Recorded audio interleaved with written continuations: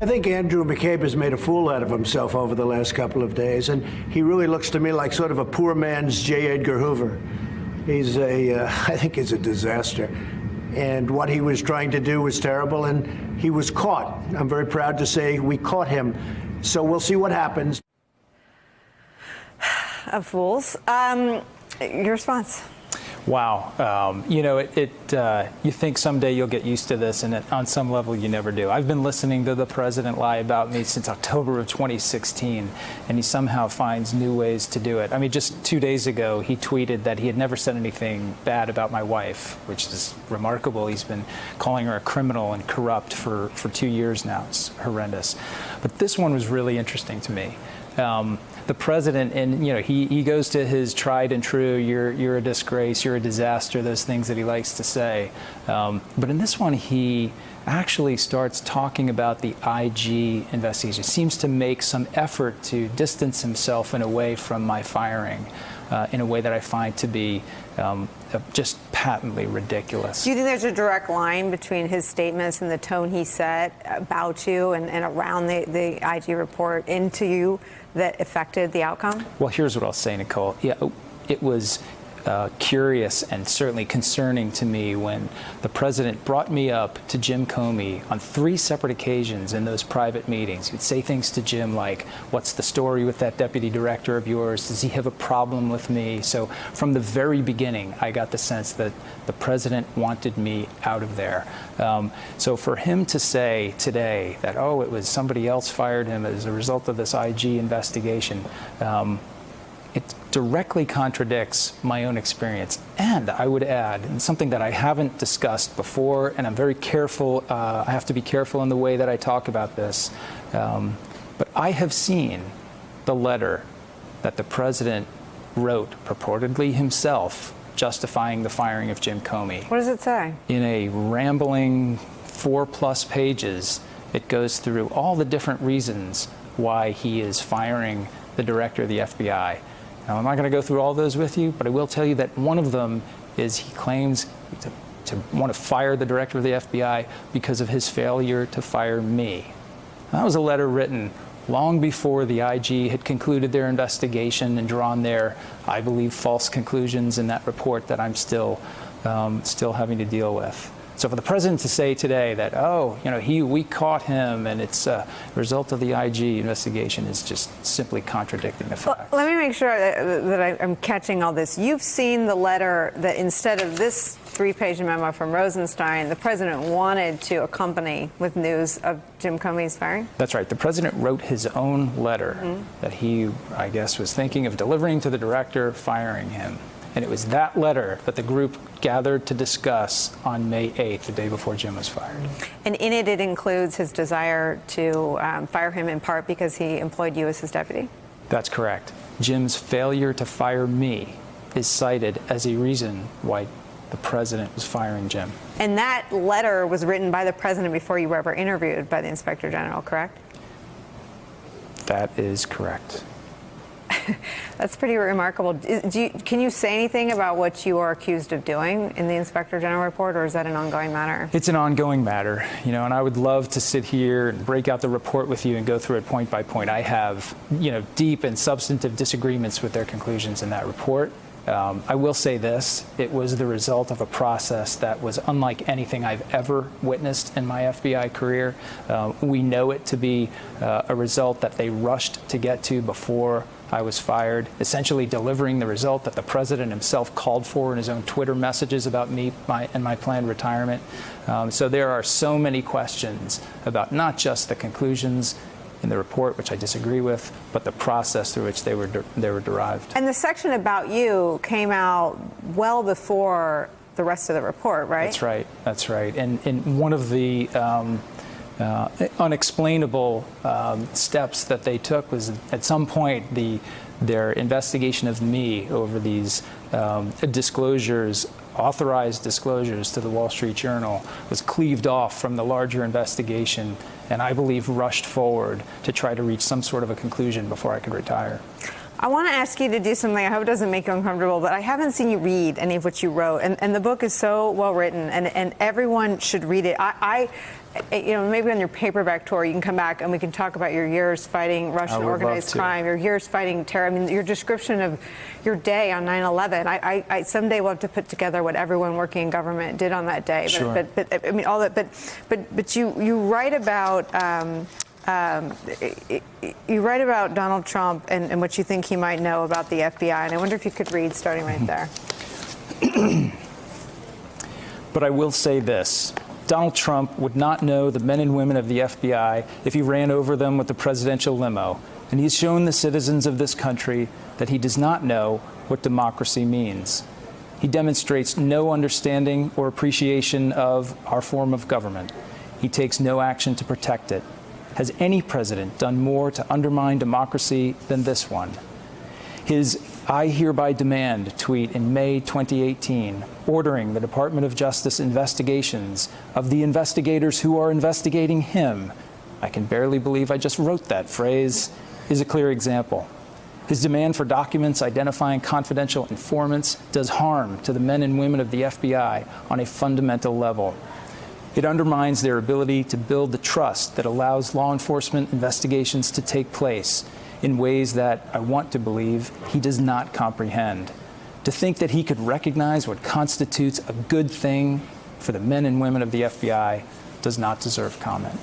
So I found that to be among the most haunting things that you wrote, that he attacks day after day an institution that he doesn't fundamentally understand and therefore doesn't appreciate the damage he's doing to it. What are you scared about? You know, Nicole, I refer to the age of terror and Trump in the title of the book. And the meaning of that was to describe how functioning and serving in this government under this president becomes harder every day, particularly for the men and women in law enforcement and intelligence.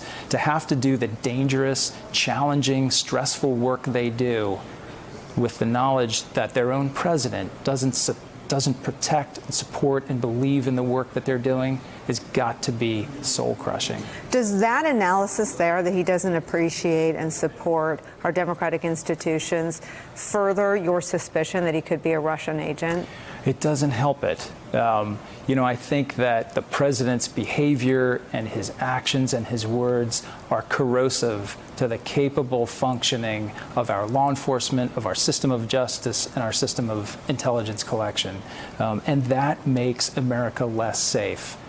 Does he do that because he's unknowing and doesn't appreciate the work that our folks do, doesn't understand how this democracy works, or does he do it because he's following the direction or the information of a foreign power? I can't answer that question, but I think either result is equally concerning.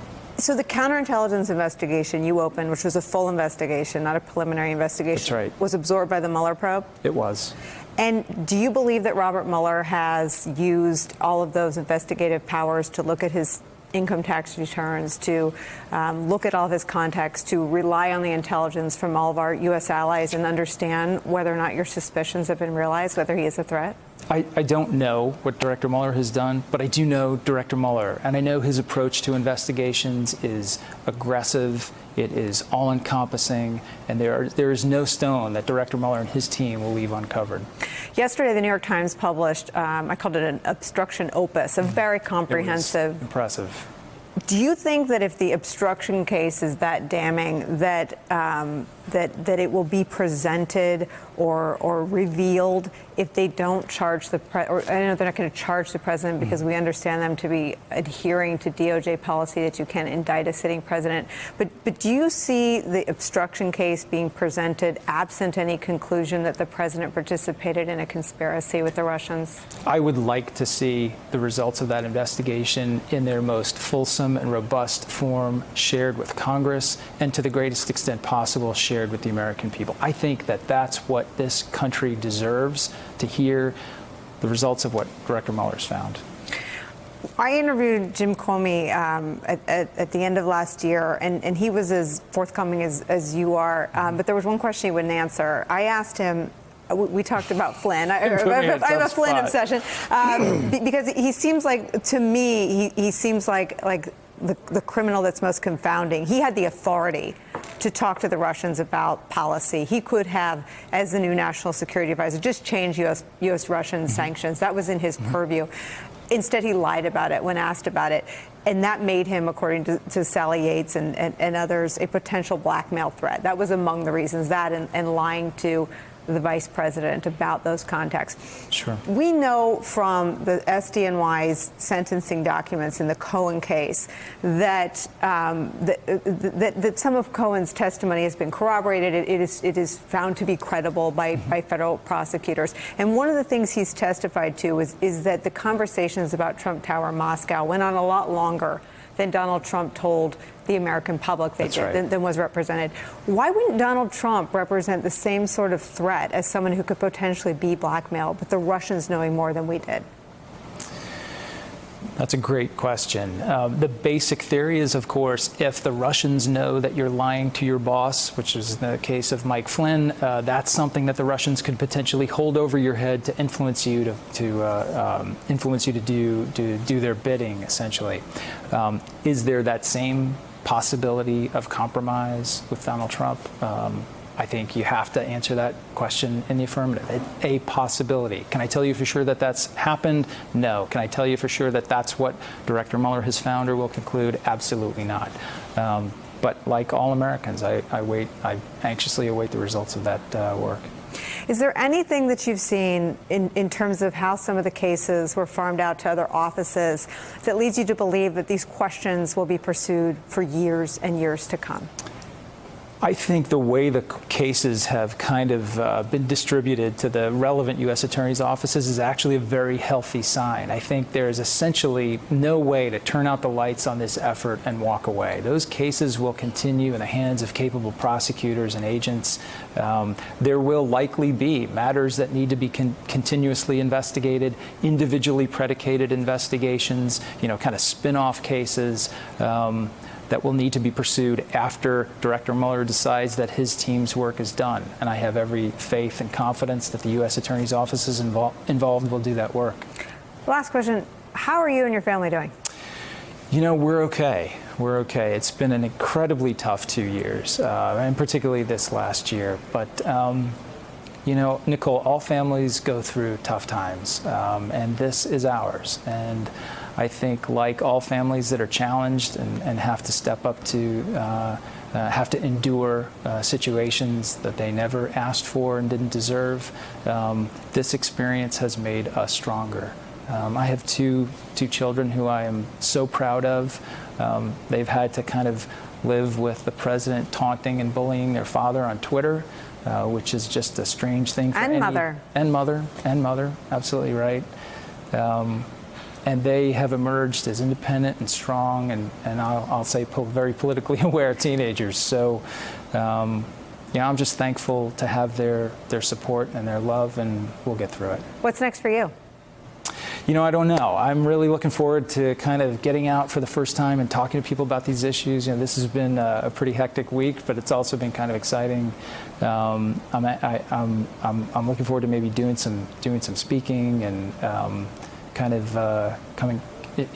doing something other than driving carpool and walking the dog, which is really how I've spent no the last knock on year. and training for Ironmans, right? No, that's right. That's right. All right. Well, the book's great. I read every page. I'm glad that you wrote it. I'm glad that you spent some time with us. And thank you for talking about this. There's so many unanswered questions about all the people in the president's orbit, and it gets harder and harder to argue the opposite of what you suspect and what you fear. So thank you. Thank you, Nicole. Thank you for being here. Yeah, We're grateful. We're grateful.